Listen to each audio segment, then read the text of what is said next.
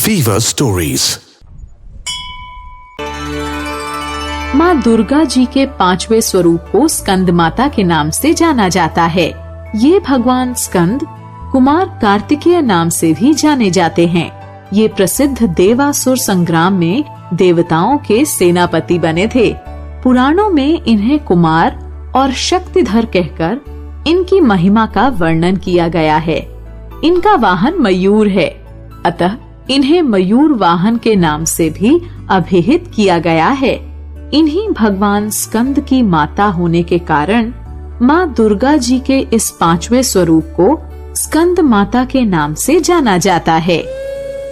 इनकी उपासना नवरात्रि पूजा के 5वें दिन की जाती है। इस दिन साधक का मन विशुद्ध चक्र में अवस्थित होता है।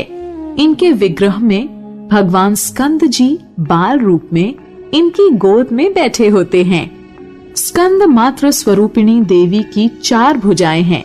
ये दाहिनी तरफ की ऊपर वाली भुजा से भगवान स्कंद को गोद में पकड़े हुए हैं और दाहिनी तरफ की नीचे वाली भुजा जो ऊपर की ओर उठी हुई है उसमें कमल पुष्प है।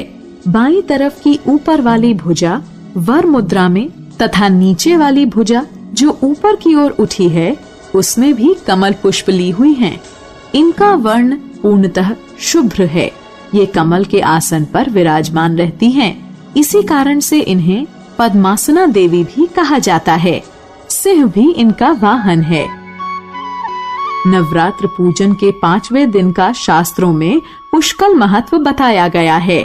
इस चक्र में अवस्थित मन वाले साधक की समस्त बाह्य क्रियाओं एवं चित्त वृत्तियों का लोप हो जाता है।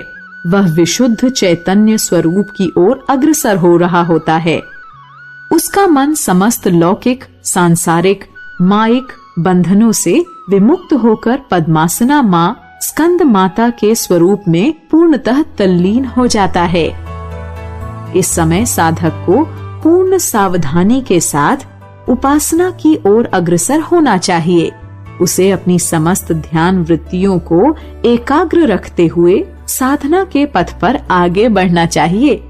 माँ स्कंद माता की उपासना से भक्त की समस्त इच्छाएं पूर्ण हो जाती हैं। इस मृत्यु लोक में ही उसे परम शांति और सुख का अनुभव होने लगता है। उसके लिए मोक्ष का द्वार स्वयमेव सुलभ हो जाता है।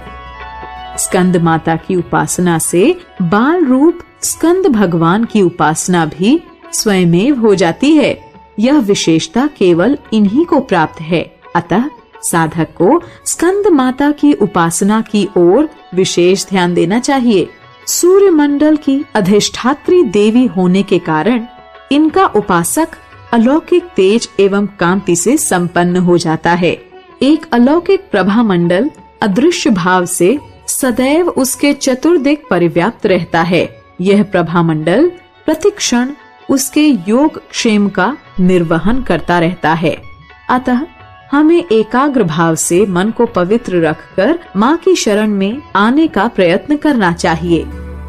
इस घोर भवसागर के दुखों से मुक्ति पाकर मोक्ष का मार्ग सुलभ बनाने का इससे उत्तम उपाय दूसरा नहीं है।